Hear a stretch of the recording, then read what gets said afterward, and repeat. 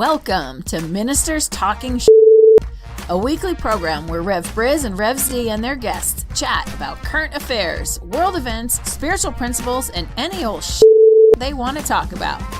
Based on the new thought philosophy and ancient wisdoms, Ministers Talking shares a visionary perspective of the evolving spiral called spiritual living. Join us each week as we explore the emerging paradigm of life on planet Earth and beyond.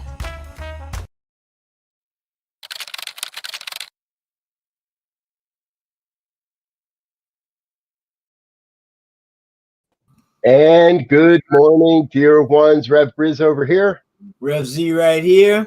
And Rev C over here. And we're a few ministers talking shit this morning. Welcome, welcome, welcome. 7 o'clock on the Mountain Time Zone here on the New Thought Media Network. We're so grateful that you are with us. Yes, we have a special guest today. Reverend Dr. Charlette Stokes Manning is currently out of the Washington, D.C. area. She serves at the Unity of Houston and has her very own program here on New Thought Media Network, Sunday evenings, the Sunday Evening Masterclass with Dr. Charlette. And that is, let me make sure I get my time right, 6 o'clock Mountain Time, 8 o'clock on the East Coast. Dr. Charlette, welcome, welcome, welcome. Glad you're with us this morning. Thank you. I'm from Unity of Washington, D.C., though, not Unity of Houston. Oh, did I? Yeah, I apologize. That's all right. That's early. Reverend Sylvia Sumter is my senior minister, and she might be wondering, when did she go to Houston? Well, I spent about 11 years going back and forth from here to Houston, so I know I've got his mind all clogged up there. Okay. We're going to blame it on Z this morning. It's his fault. So, all right. So, Unity of Washington, D.C. We'll make that correction. My apologies there. Okay. Say good morning to a few folks. Good morning, Diego, brother of God. Good to see you. Linda, happy Friday. Brother Wayne, hoo-ha-ha. All the way from Geneva, Switzerland. Fiona with us as well this morning. Glad you're all here, folks. Please do hit the share button. Let your friends know what we're doing as well. And I'm just going to tell you, buckle up. Because if you've watched this program, you know that we're not afraid to take a look at some of what's going on in the world. And recently, we're going to share a video here with you. And just yesterday, I turned on something and made my blood boil. And I immediately thought, okay, I want to talk with Z about this one. And it just so happened that Dr. Charlette is our guest today and planned and scheduled to be a guest today. So this is, well, let's set it up here. This is Tucker Carlson.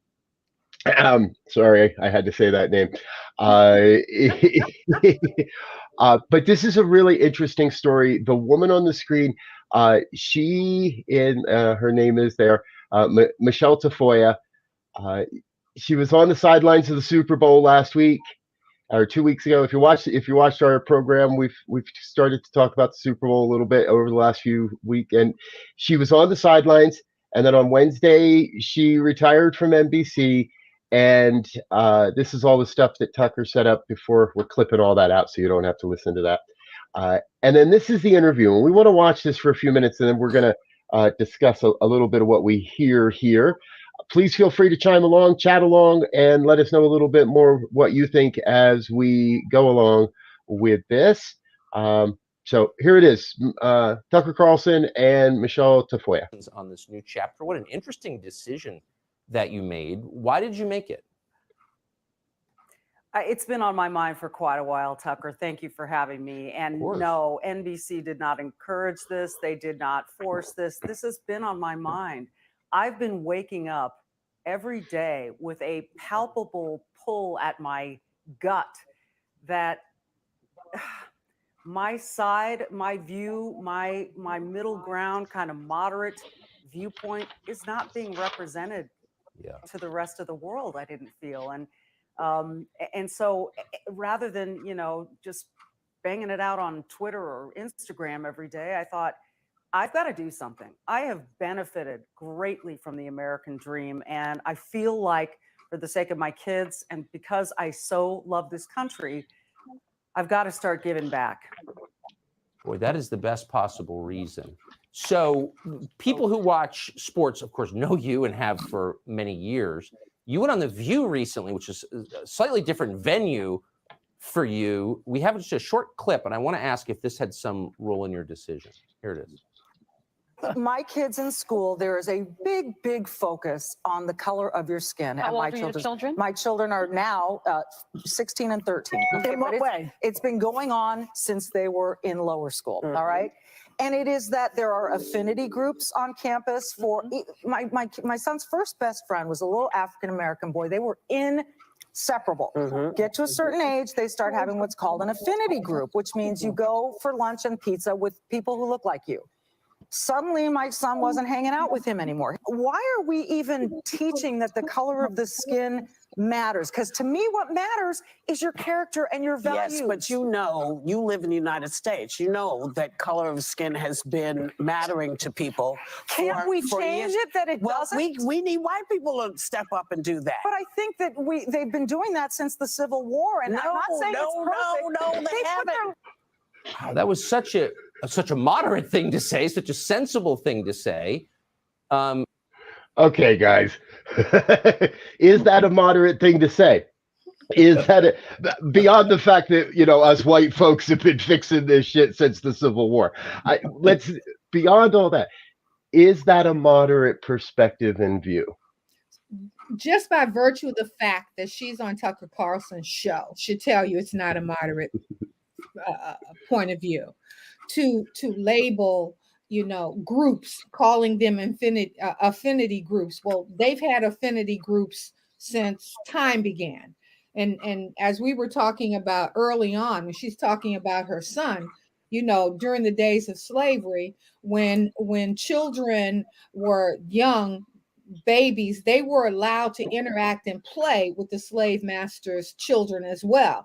But once they reached puberty, they were isolated and separated into this affinity group, slaves over here, privilege over here. I just think it's awful for a white person to try and speak from a place of knowing what it's like to be Black in America, particularly in America. Now, having said that, her prefacing saying that she's a proud American, what the hell makes her think that I'm not? You know, but by virtue of her trying to tell me what it's like to be Black, and can't we just get over it? Oh my God, if I said to you, if I had a nickel for every time a white person said, well, it's not as bad as it used to be, and when are Black people going to get over slavery? Well, you know, you track your ancestors. You go back to the beginning of how the only Native people in this country, original people, are the Native Americans. So you came from somewhere too. But, you know, for her to speak to that, by virtue of the fact that she is speaking from the point of view that she is, tells me that she don't know jack, okay, right, about not only being Black, but Black history or Black memory of this country.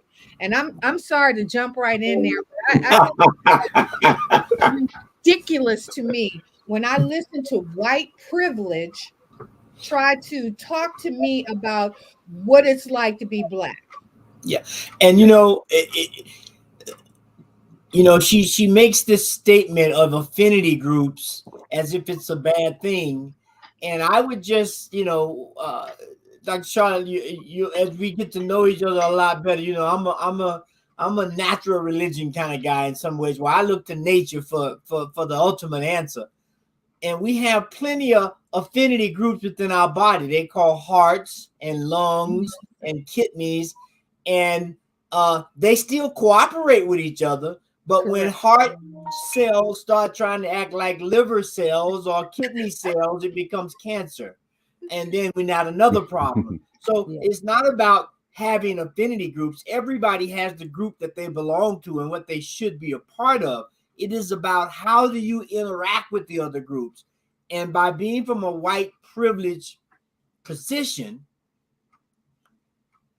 it's easy to say, you know, why can't y'all just get over that? Well, part of the problem is for 400 years, Black people have been starting, each generation has been starting from zero.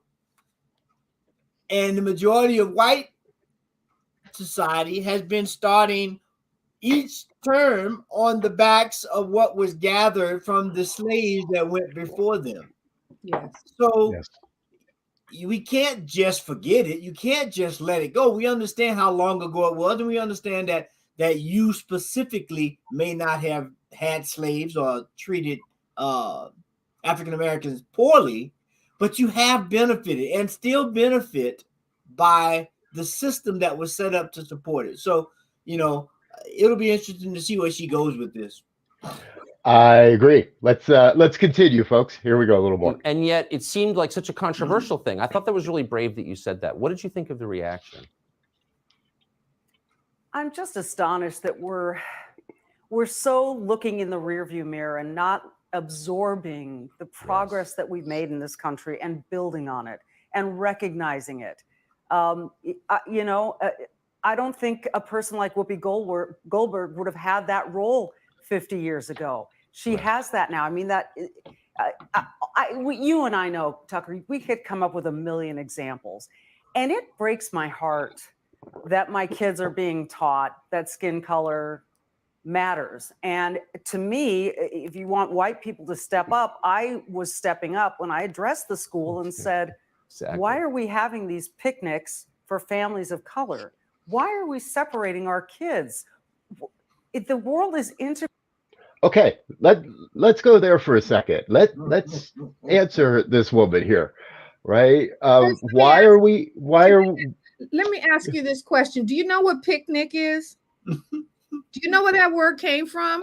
Yes. So for her to even use that term shows you that the insensitivity of her thinking. Right. Okay. I just want to put picnics, for those in your audience that don't know, were Sunday evenings when they would, like in Europe, in the UK, where they would have fox hunts. Well, they had nigger hunts back in those days where they would release a slave and they would sit around on the lawn on their pretty little blankets and eating their food while their husbands and sons and what have you literally hunted a slave. That's where the term picnic came. You don't hear black people don't use that term. We'll say barbecue or cookout or whatever. We don't use that term.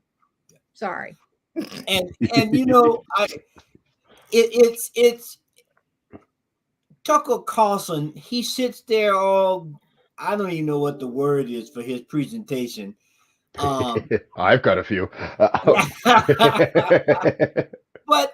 But this whole idea of letting it go, as some of you may know, I'm an amateur genealogist, and I right now can, on one side of my family, I can go all the way back to the 1700s, 1600s, really, the late 1600s. From Europe, and they were not African American. And so this whole idea of letting it go is ridiculous. I mean, there are people's lives, people's livelihoods, and people's extended families that are still, not getting their 40 acres and a mule, if you will. I'll take 10 acres and a lawnmower. I think I can make something happen with that. And we have to begin to understand that when one group of people is subjugated to the physical, mental, and monetary stepping stone of a whole nother generation that was built specifically to support that system, there's a lot of right side and then a lot of affinity that need to be done for people to just get beyond that. Yeah. Yesterday, in a little bit of preparation for this, because like I said, folks, when I saw this yesterday, the first thing I did is called Z and said, "What the?" And one of the things you shared with me yesterday that I think is really, really important is society as a whole has proven that we're incapable of teaching Black history accurately. Mm-hmm. here on the network, we've been running a daily Black History Moment video clips. You can find them all across the internet. And I personally, and I feel like I do my work. I try everything I can to stay on top of the stories of what's going on. And I'm learning things that I didn't know. And I'm being awakened to new pieces of Black history that I've never been aware of. I've never been taught it. I've been searching. And so we know the kids in grade school or lower school, as she said, you can hear the hierarchy there, is most likely not teaching an accurate portrayal of Black history.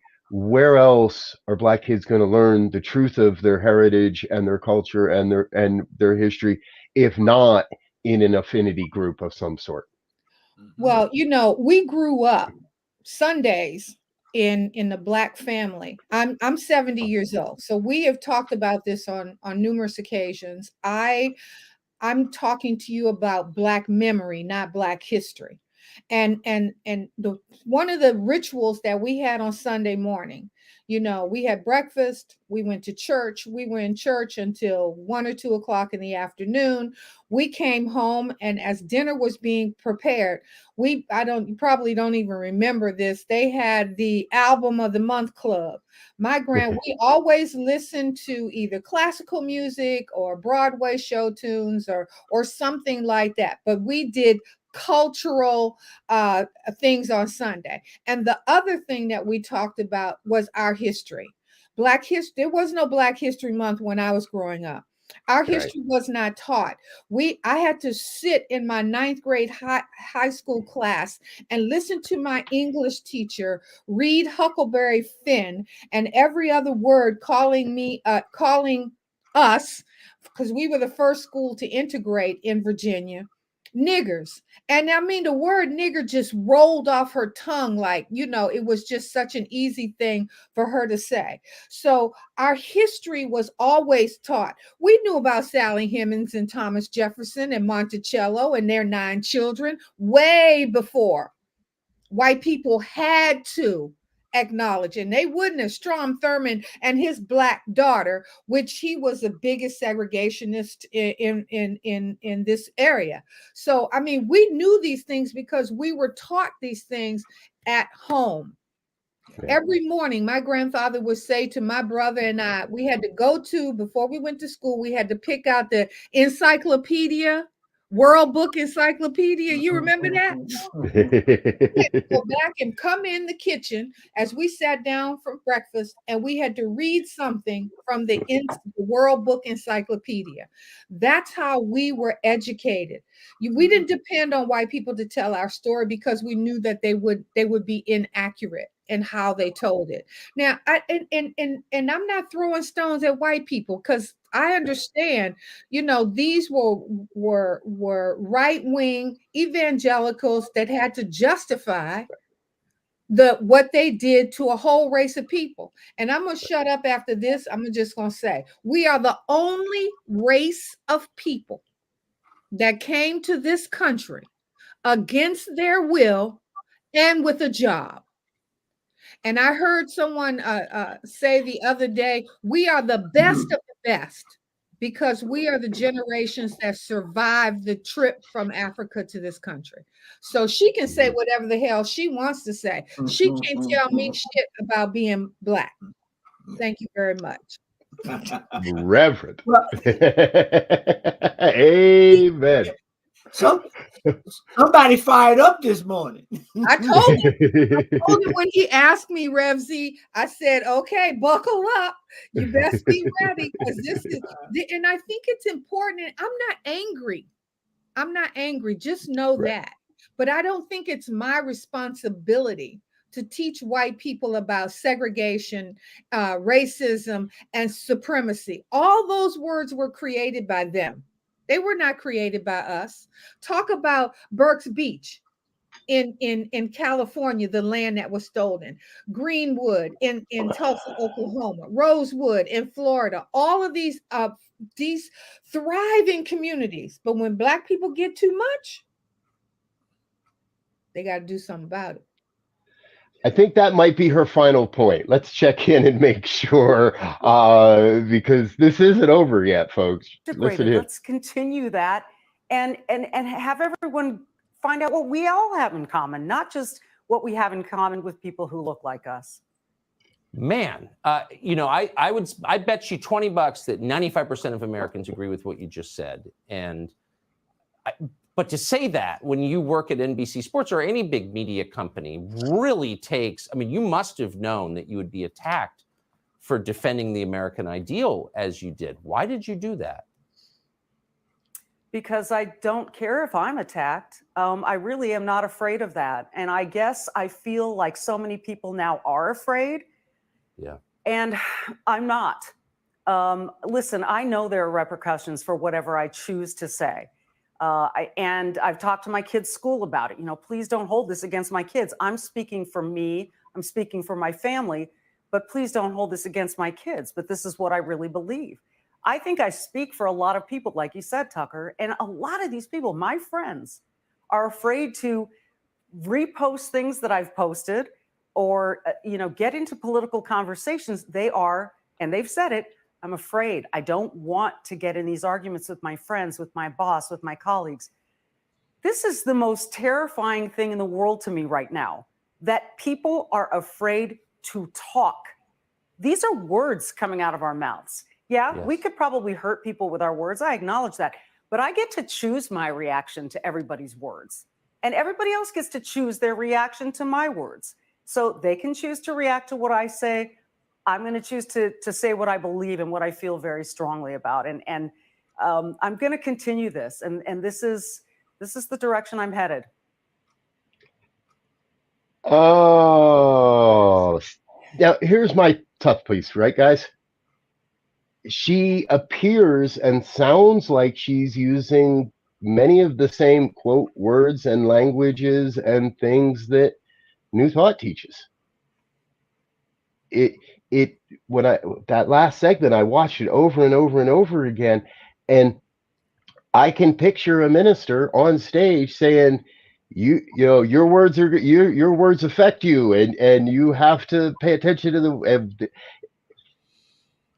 But this feels so slimy, and it feels so twisted, and it feels like I'm being set up. And the first term that comes to my mind is dog whistling. This is racist dog whistling at the highest degree, because it almost sounds like something we could agree with if it wasn't about her. If it wasn't about race, if it wasn't about this affinity piece that she's so upset about, it almost sounds like something we could get behind as spiritual folk, right?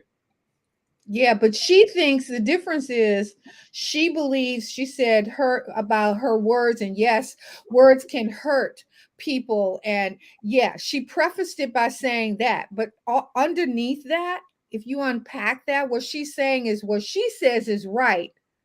And what response we have is not. So I see a right and wrong in what she's espousing, that, as long as you listen to, don't hold this against my kids. Why would anybody hold this against your children? Unless you are prefacing or you are espousing a dogma, like you said, you're blowing a whistle on something. You're saying that all of these little colored people need to go back here and sit down and be grateful that they got what they got, and be thankful, and don't cross that line. So I think there's something that we can unpack in that last segment that she's talking about, that just don't wash. Don't wash. Mm-mm. Yeah, and as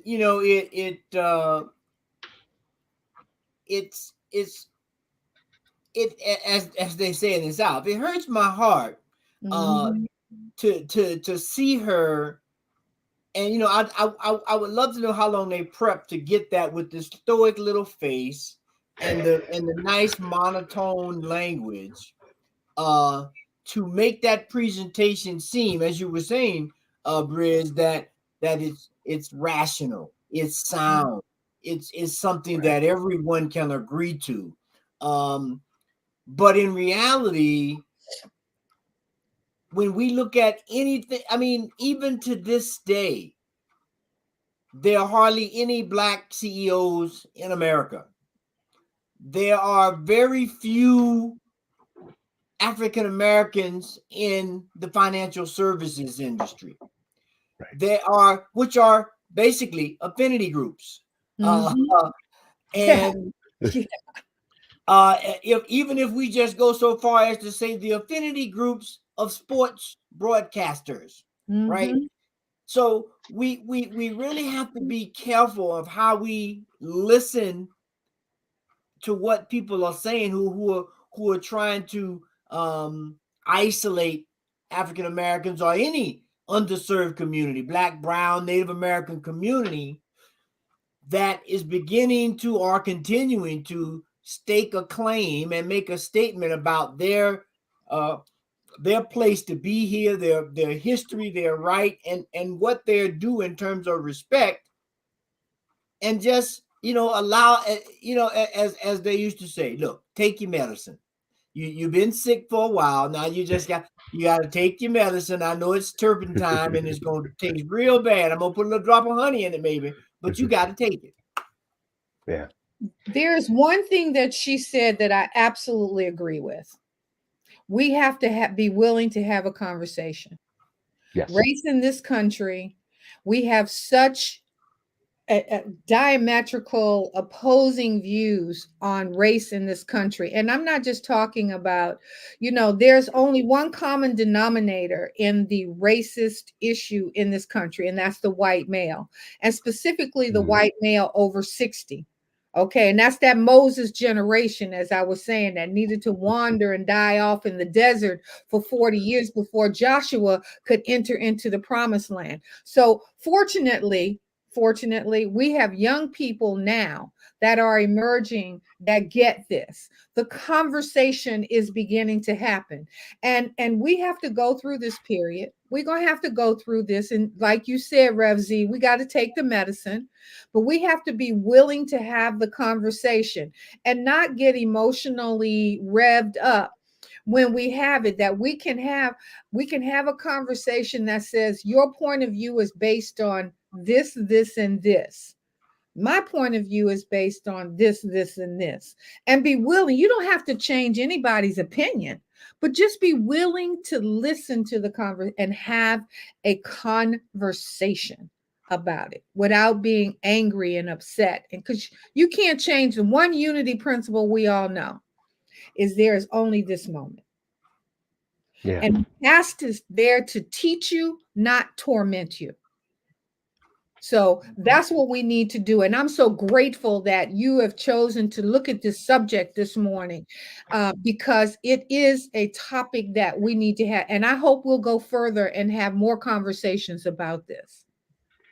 We will definitely have more conversations about this. We'd love to have you back on again, Dr. Charlette. This has been absolutely wonderful. Folks, we're not going to show you the rest of the interview because I think the jury is in. Michelle Tafoya, you're full of shit. There it is. And that's the thumbnail for the video. So please, folks, let your friends know what we're doing here. This is the New Thought Media Network. We're here every Friday at 7 a.m. for Ministers Talking Shit. Before we go today, we'd like to take just a quick moment and say thank you to everyone that makes this possible, our financial contributors. Please help us say thank you to the organizations and individuals that make all this happen.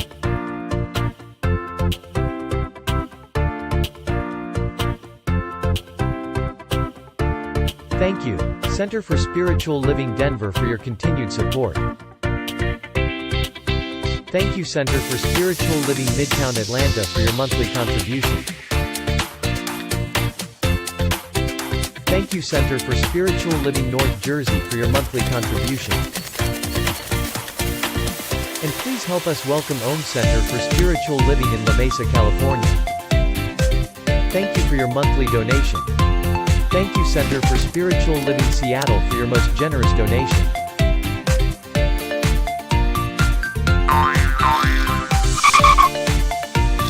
And a special thanks to Heckerland Foundation for your generous technology grant. And Suze Odgen Thank you for your very generous donation. And a big shout out to all our committed donors.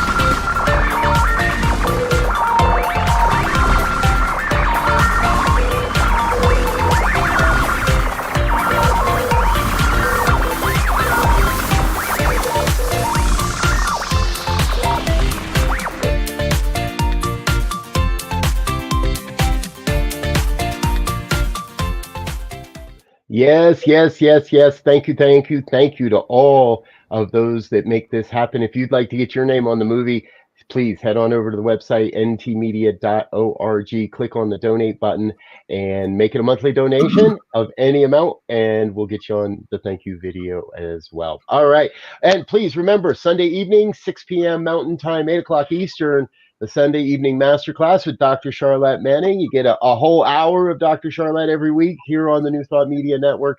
And I'm sure you'll see her show up on other programs here. So check the archives and catch up on there. All right, guys, we're running just a little over today. So I think we've got just enough time to do final thoughts. Rev Z. Hey, I like Dr. Charlette's statement, a call to action. Let's sit down at the family tables on Sundays and have some real good conversations and learn that truth trumps facts. No pun I had to use intended. that other word. I'm sorry, but No pun intended, right? Oh, thank you, Rev Z. It was a pleasure to meet you this morning. Robert, I just think what you're doing is amazing. I cannot wait until this network is a global phenomenon. I know that we are headed in the right direction. We're having the right conversations. We're doing the right things, that we will lift not only the consciousness of America, but the consciousness of the globe. So thank you for taking on this mission. And I'm going to do everything I can to help you. Thank you, thank you, thank you. Not much left for me to say after that, except again, thank you to those of you out in watching and listening, whether this is a podcast, whether you're catching this on a replay, on a video archive somewhere. Thank you for being a part of what we're doing, because it does allow us. I think that the big takeaway for me today is we've got to have these conversations. We're never going to know what our brothers and sisters, sorry, I'm going to get rid of that phrase. We never know what our fellow humans are really thinking unless we open up to having conversations with them. And so we got to break the bubbles. All right, folks, we're out of here for now. Be with us again. Remember, full day of programming here on New Thought Media Network. Be Your Own Hero starts with Sekou Writes in just a few moments. Prayer time at 8:15. Morning sip at 8:30. Wake up, say thank you at 9 o'clock. Throughout the day, we've got the good news at 5 o'clock tonight and the fireside chat with Pastor Michael at 6. So keep with us, share with your friends. Until next time, peace.